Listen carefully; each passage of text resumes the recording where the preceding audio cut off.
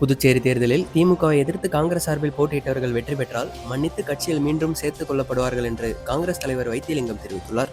கட்சி அலுவலகத்தில் இன்று செய்தியாளர்களை சந்தித்த அவர், தேர்தல் முடிந்தவுடன் வணிக சிலிண்டர் விலை ரூபாய் 1000 வரை உயர்த்தப்பட்டுள்ளதாக கூறினார். இதன் காரணமாக டீ, காஃபி, ஓட்டல் உணவுப் பொருட்கள் உள்ளிட்ட அனைத்து பொருட்களின் விலையும் உயரக்கூடும் என்பதால் மத்திய அரசு உடனடியாக இந்த விலை உயர்வை திரும்பப் பெற வேண்டும் என வலியுறுத்தினார். புதுச்சேரியில் காங்கிரஸ், திமுக கூட்டணியில் எந்த மோதலும் இல்லை என்றும், தேர்தலில் நிலையான ஆட்சி அமைக்கும் வகையில் கூட்டணி வெற்றி பெற்று 22 தொகுதிகளுக்கு மேல் கைப்பற்றும் என்றும் நம்பிக்கை தெரிவித்தார்.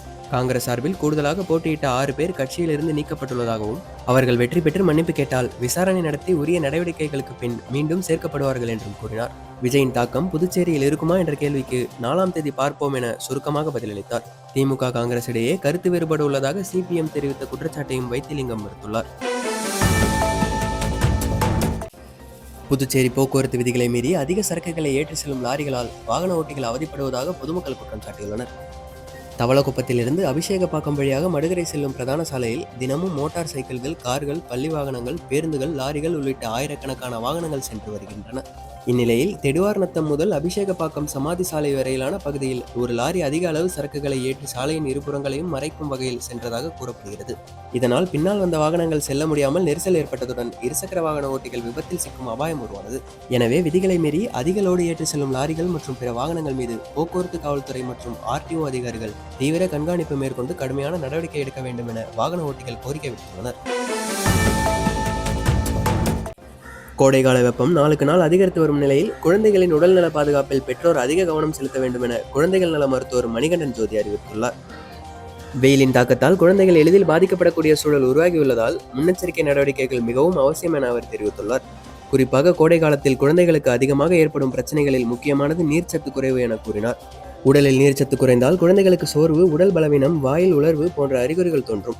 உடலில் நீர்ச்சத்து குறைந்தால் குழந்தைகளுக்கு சோர்வு, உடல் பலவீனம், வாயில் உலர்வு போன்ற அறிகுறிகள் தோன்றும். இதனை தவிர்க்க குழந்தைகளுக்கு அடிக்கடி தண்ணீர் கொடுக்க வேண்டும். மேலும் பழச்சாறு, மோர், சூப் போன்ற திரவ உணவுகளை அதிகப்படுத்த வேண்டும் என ஆலோசனை வழங்கினார். அதேபோல் கோடை காலத்தில் எளிதில் ஜீரணமாகும் உணவுகளை வழங்க வேண்டும். ஆப்பிள், திராட்சை போன்ற பழங்கள், காய்கறிகள், தயிர், மோர் போன்ற குளிர்ச்சி தரும் உணவுகள் குழந்தைகளுக்கு ஏற்றவை என்றும் தெரிவித்தார். சில குழந்தைகளுக்கு குறிப்பிட்ட பழங்கள் ஒத்துக்கொள்ளாத நிலையில் மாற்று உணவுகளை வழங்கலாம். பழங்களை நேரடியாக சாப்பிட முடியாத குழந்தைகளுக்கு ஜூஸ் அல்லது மில்க் ஷேக் வடிவில் கொடுக்கலாம் என்றும் கூறினார். புதுச்சேரி வில்லியனூர் அருகே மதுபோதையில் ஏற்பட்ட தகராறு கொலை சம்பவமாக மாறியதில் பரோட்டா மாஸ்டர் ஒருவர் இரும்பு ராடால் தாக்கப்பட்டு உயிரிழந்தார். வில்லியனூர் அடுத்த சிவராந்தகம் பகுதியைச் சேர்ந்த தேவா சேலத்தில் உள்ள உணவகத்தில் பரோட்டா மாஸ்டராக பணியாற்றி வந்தார். மே தின விடுமுறையொட்டி சொந்த ஊருக்கு வந்திருந்த நிலையில் நேற்று இரவு கரிக்காலம்பாக்கம் பகுதியில் உள்ள மதுபான கடையில் நண்பர்களுடன் மது அருந்தியதாக கூறப்படுகிறது. அப்போது தேவா மற்றும் தமிழ் என்பவருக்கு இடையே வாக்குவாதம் ஏற்பட்டு கைகலப்பாக மாறியது. பின்னர் அங்கிருந்தவர்கள் சமரசப்படுத்தியதால் இருவரும் பிரிந்து சென்றனர். பின்னர் தேவா தனது நண்பர்களுடன் அரியூர் பகுதியில் இருந்தபோது தமிழ், ஆகாஷ் மற்றும் ஆதி ஆகியோர் இருசக்கர வாகனத்தில் இரும்பு ராடு, பைப் உள்ளிட்ட ஆயுதங்களுடன் வந்து தேவாவை சரமாரியாக தாக்கியதாக கூறப்படுகிறது. இதில் பலத்த காயமடைந்த தேவா மயங்கி விழுந்தார். உடனடியாக அவரை நண்பர்கள் கதிர்காமம் அரசு மருத்துவமனைக்கு கொண்டு சென்றனர். அங்கு பரிசோதித்த மருத்துவர்கள் அவர் ஏற்கனவே உயிரிழந்து விட்டதாக தெரிவித்தனர்.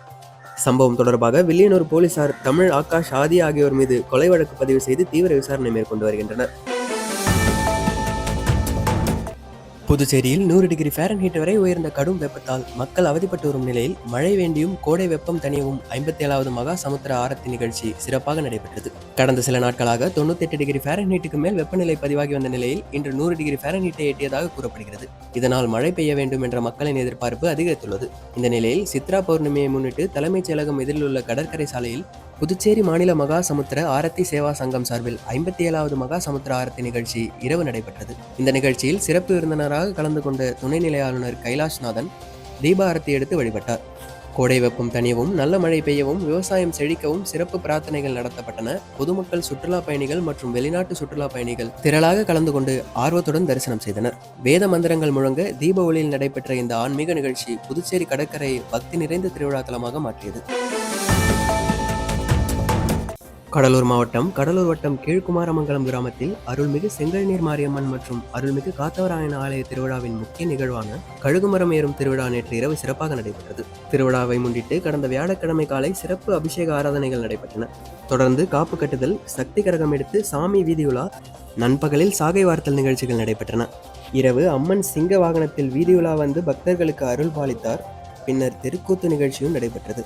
இதன் தொடர்ச்சியாக முக்கிய நிகழ்வான அருள்மிகு காத்தவராயன் சுவாமி கழுகுமரம் ஏறும் வைபவம் நேற்று இரவு நடைபெற்றது. இந்த நிகழ்வில் சுற்றுவட்டார கிராமங்களைச் சேர்ந்த திரளான பக்தர்கள் கலந்து கொண்டு சாமி தரிசனம் செய்தனர். விழாவில் பங்கேற்ற அனைவருக்கும் அன்னதானம் வழங்கப்பட்டது. விழா ஏற்பாடுகளை கீழ்குமாரமங்கலம் கிராம நிர்வாகிகள், பொதுமக்கள் மற்றும் இளைஞர்கள் சிறப்பாக செய்திருந்தனர்.